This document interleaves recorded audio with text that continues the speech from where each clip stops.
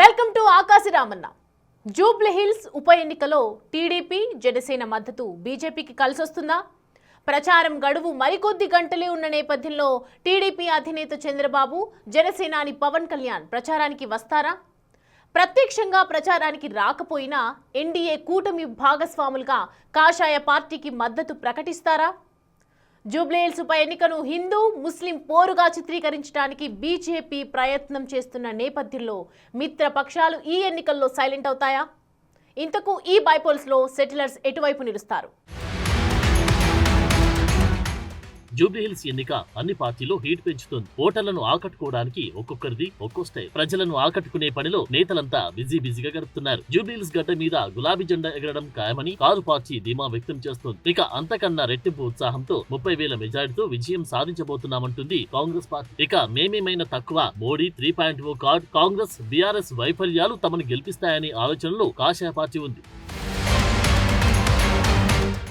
ఎవరి పంచులు వారివి, ఎవరి లెక్కలు వారివి. కానీ జూబ్లీ హిల్స్ ప్రజల తీర్పు ఎట్లా ఉండబోతుందన్నది సస్పెన్స్ గా కొనసాగుతుంది. కాంగ్రెస్ అధికార బలగమంతా జూబ్లీ హిల్స్ లోని మకాం వేసి ఒక్కొక్క ఓటును ఒడిసి పట్టుకుని పనిలో ఉంది. ఇప్పటికే జూబ్లీ హిల్స్ పోరు కాంగ్రెస్ వర్సెస్ బీఆర్ఎస్ అన్నట్లు తయారైందంటున్నారు. జూబ్లీ హిల్స్ లో 7 డివిజన్లకు గాను ఒక్కొక్క డివిజన్ కు ఇద్దరేసి మంత్రులను ఇన్ఛార్జీలుగా నియమించింది. ఓటర్లను తమ వైపుకు మలుపుకొని విజయం సాధించాలనే దిశగా హస్తం పార్టీ పాచికలు కదుపుతోంది.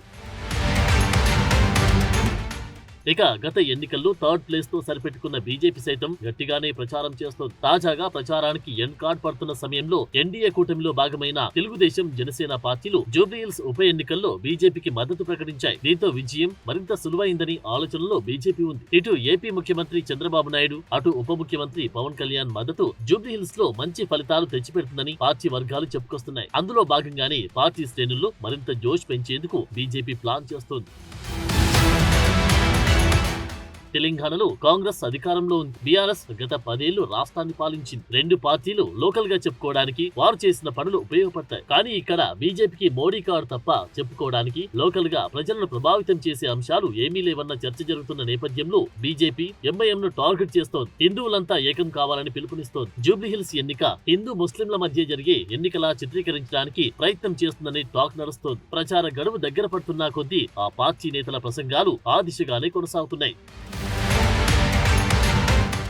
ఇక ఇదే జోష్ ను మరింతగా పెంచాలని కమలం పార్టీ స్కెచ్ వేస్తోంది. హిందువులంతా ఏకం కావాలని ఓవైపు ఇంటింటి ప్రచారం చేస్తూనే మరోవైపు చంద్రబాబు, పవన్ కళ్యాణ్ల చరిష్మాలను ఉపయోగించుకోవాలని చూస్తోంది. ప్రచారానికి మరికొద్ది గంటలే ఉన్న నేపథ్యంలో చివరి రోజున పవన్ కళ్యాణ్ ను జూబ్లీ హిల్స్ ప్రచారానికి తీసుకురావాలనే యోచనలో పార్టీ వర్గాలు ఉన్నట్టుగా తెలుస్తోంది. టీడీపీ మద్దతుతో జూబ్లీ హిల్స్ లో ఉన్న సెటిలర్స్ నుంచి జనసేన అధ్యక్షుడు పవన్ కళ్యాణ్ మద్దతు, సినీ ఇండస్ట్రీ 24 క్లాప్ నుంచి కూడా బీజేపీకి కలిసి వస్తుందని ఆలోచనలో పార్టీ వర్గాలు ఉన్నట్లుగా తెలుస్తోంది.